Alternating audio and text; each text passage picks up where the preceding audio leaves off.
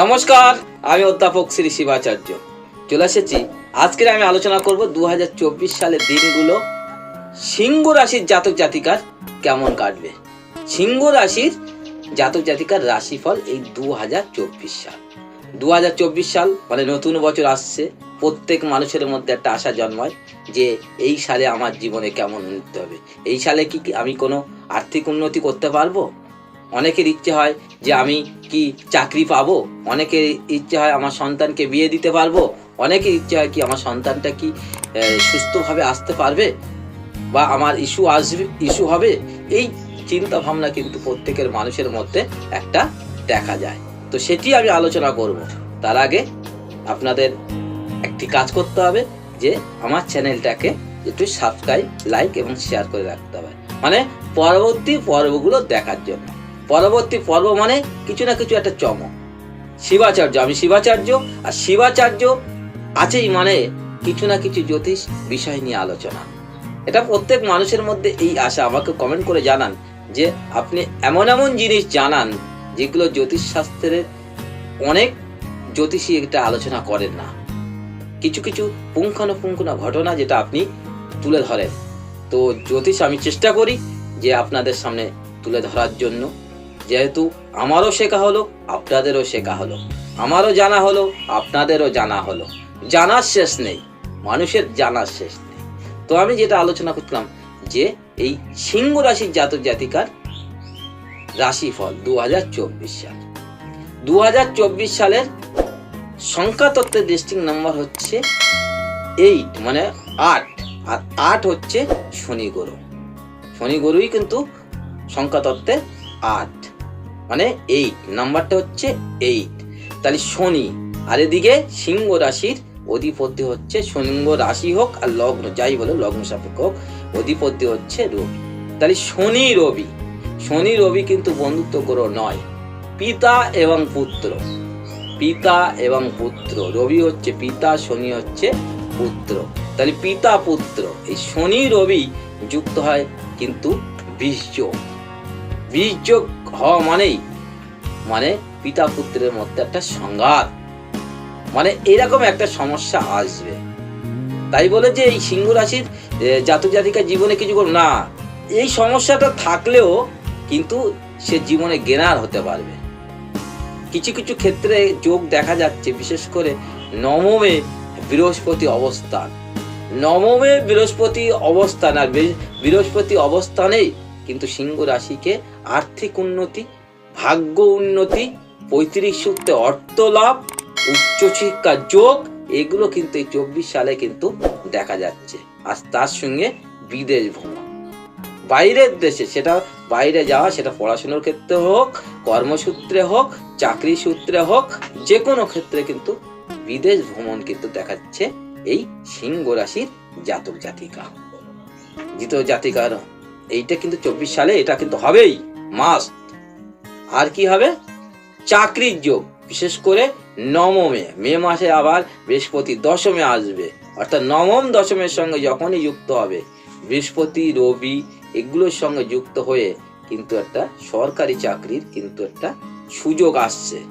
সেটা সরকারি হোক, আধা সরকারি হোক, বিশেষ করে কর্মর ক্ষেত্রে একটা চাকরির ক্ষেত্রে একটা সুযোগ আসছে 24 সাল, বিশেষ করে সিংহ রাশির জাতক জাতিকা। এটা কিন্তু হবেই, একদম মাস্ট, এটা হতেই হবে। আর কি হবে? অর্থনৈতিক উন্নতিটা কিন্তু আসবে। সেটা বলেছি, নবমে বৃহস্পতি, আবার সেটা আবার দশমে চলে আসবে মে মাসে, ঠিক আছে? তাহলে দেখতে পাচ্ছে সোনায় সোহাগা, বৃহস্পতি আনবে কিন্তু এই সিংহ রাশির জাতক জাতিকার একটা উচ্চ পদ। সেটা একটু ভাবতে হবে যে আর কিছু সমস্যা আছে, যেটা শনি রবির সঙ্গে যুক্ত, এটা একটা সমস্যা আছে। যেহেতু পিতা পুত্রের একটা দ্বন্দ্ব সৃষ্টি, এটা একটা সমস্যা আসছে। আর কি সমস্যা আসবে? একদম বিবাহ থেকে একটা সমস্যা আসবে, বিবাহের দিক থেকে একটা সমস্যা আসবে। কি? পাকা সম্বন্ধ, একদম সবকিছু রেডি, কিন্তু সেই বিবাহ কিন্তু ভেঙে যাওয়ার সম্ভাবনা খুব। আবার একটা শুভ ঘটনা কি? প্রেমজ বিয়ে, মানে নতুন প্রেম সৃষ্টি হবে এবং তার থেকেই প্রেম প্রণয়ের দিকে চলে যাবে। এরকম একটা সুযোগ কিন্তু 24 সাল সিংহ রাশির জাতক জাতিকার মধ্যে এটা দেখা দিচ্ছে। এটা একটা হবেই। বিশেষ করে অষ্টমে রাহু। আর অষ্টমে রাহুর জন্যে বিয়ের দিক থেকেও যেমন একটা যোগ আনবে, তেমনি একটা সমস্যা আসবে, সেটা হচ্ছে নিজের পায়ে হাতে চোট পাওয়ার একটা সমস্যা, বিশেষ করে হাড় ভাঙা। এরকম একটা ঘটনা ঘটতে পারে কিন্তু 24 সাল। এগুলো একটা অভিজ্ঞ জ্যোতিষ দিয়ে একটু প্রতিকার করার দরকার আছে। এগুলো প্রতিকার করলে দেখা যাচ্ছে একটা বড় কোনো দুর্ঘটনা ঘটতো, সেইটা থেকে একটা সামান্য ঘটনার মধ্যে সেটা কেটে যাবে। তো এইরকম এগুলো একটা ছোটোখাটোগুলো এগুলো একটু প্রতিকার করতে হয়। বিশেষ করে প্রতিকার করতে গেলে নিজে থেকে নিজে তো প্রতিকার করা যায় না। অনেকে করেন, অনেকে পূজা পাঠ করে, বিভিন্ন যজ্ঞ করে, বিভিন্ন গোরের মানে গোরের বীজ মন্ত্র, গায়ত্রীর মন্ত্র পাঠ করেন। দেখা যাচ্ছে তাতে সেগুলো অনেকটাই কেটে যায়। কিন্তু অনেকে কর্মস্থানে বিভিন্ন কর্ম যুক্ত, সে দেখা যাচ্ছে সে সময়টা পাচ্ছে না, সে করতে পারছে না। তার জন্য অভিজ্ঞ জ্যোতিষের পরামর্শ নিয়ে, যে পরামর্শ দেওয়ার কথা আমি বারবার বলি, যে অভিজ্ঞ জ্যোতিষ কেন, আপনি যখন নিজে পারবেন না তখন অভিজ্ঞ জ্যোতিষের কাছে গিয়ে এর সঠিকভাবে প্রতিকার নিন। আপনি কেন এই দুর্ভোগ ভোগ করবেন? দুর্ভোগ মানুষ হয়ে দুর্ভোগ ভোগ করব কেন? আমি নিজের ভাগ্য নিজেই গড়ব, তাহলে আমি এই দুর্ভোগ ভোগ করব কেন? তাহলে সেটা একটু সতর্ক থাকতে হবে। আর একটা কি সমস্যা আছে?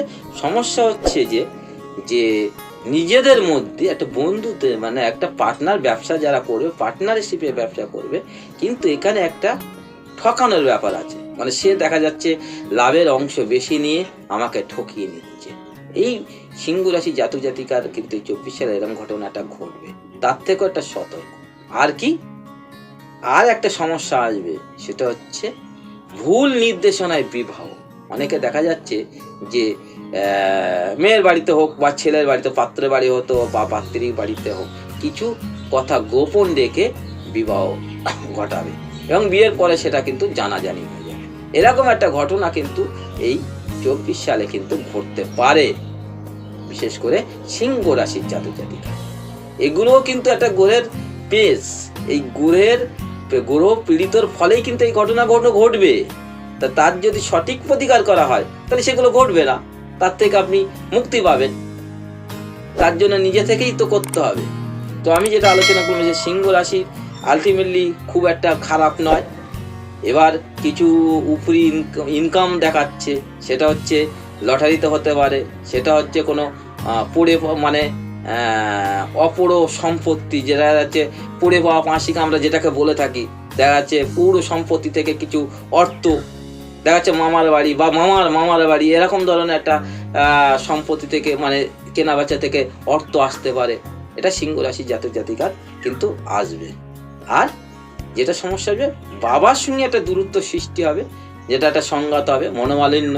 আর কি হবে, শ্বশুর বাড়ি থেকে একটা মনোমালিন্য আসবে, মানে শ্বশুর বাড়ির লোকেদের সঙ্গে একটা মনোমালিন্য আসবে। এরকম একটা সমস্যা, ছোটোখাটোগুলো এই সমস্যা আসবে। এই সামান্য ছোটোখাটোগুলো সমস্যা আসলেও আলটিমেটলি কিন্তু 24 সালটা সিংহ রাশির জাতক জাতিকার ভালো কাটবে, খুব একটা খারাপ নয়, ভালোই সালটা ভালোই যাবে। আমি বারবার বলছি, শনি এর ডেস্টিং নাম্বার 24 সালের ডেস্টিং নাম্বার হচ্ছে শনি। শনি এমন কোনো দুর্ঘটনা ঘটাবে না যে মানুষকে বিপদে ফেলবে। তাকে হয়তো একটু যন্ত্রণা দেবে, তাকে একটু কষ্ট দেবে, কিন্তু সেগুলো ওভারকাম করতে হবে, নিজেকে ওভারকাম করতে হবে। তো আমি প্রত্যেক জাতক জাতিকার এটাকে আমি জানি। আমি আমার প্রোগ্রামে এইটুকু বলি যে সমস্ত গ্রহকে, যদি আপনার যে গ্রহ পীড়িত সেই গ্রহকে যদি সন্তুষ্ট করতে পারেন, বিভিন্ন মন্ত্রে হোক, বিভিন্ন কবজে হোক, বিভিন্ন গ্রহরত্নে হোক, যদি আপনি সন্তুষ্ট করতে পারেন, তো আপনাকে কেউ ঠেকাতে পারবে না। আপনার চলার পথ মসৃণ হবে। তা নিজের চলার পথ মসৃণ করতে গেলে নিজেকে সতর্ক করতে হবে। আর কি করতে হবে, একটা ভালো অভিজ্ঞ জ্যোতিষের কাছে আপনাকে পরামর্শ নিতে হবে। সেটা আমি তাই বলছি যে আমার কাছে আছে, আমি এমন কথা বলি না। যদি আপনার আমার সঙ্গে যোগাযোগ করতে চান তাহলে আমার কমেন্ট বক্সে জানান, কিংবা আমার স্ক্রিনে নাম্বার যাচ্ছে তার থেকে যোগাযোগ করুন। আর যদি বলেন না আমার সঙ্গে আপনার দূরত্বটা অনেকটাই, তো সেক্ষেত্রে বাড়ির কাছে কোনো অভিজ্ঞ জ্যোতিষের সঙ্গে আপনি পরামর্শ করুন, আপনি আপনার বিপদ থেকে রক্ষা পান। তো আমার পর্ব আমি শেষ করতে চলেছি, কারণ এই নিয়ে সিংহ রাশি নিয়ে অনেকটাই আমি আলোচনা করেছি। সিংহ রাশি জাতক জাতিকা খুব ভালো মানুষ হয়, তো তাদের আশা করছি কোনো সমস্যা আসবে না। হয়তো হালকা টুকটাক একটু সমস্যা আসবে, তার থেকে একটু প্রতিকার করিয়ে নিতে হবে। এগুলো নিজে থেকে করতে হবে। নিজে যদি আমি সচেতন হই তাহলে আমি বিপদে পড়বো কেন? আমার বিপদ আমি নিজে থেকেই রক্ষা করব। তার জন্য একটু নিজেকে সতর্ক থাকতে হবে। আর আমার চ্যানেলগুলো আমি যা যা প্রোগ্রামে আমি যা যা বলছি এগুলো একটু ফলো করতে হবে।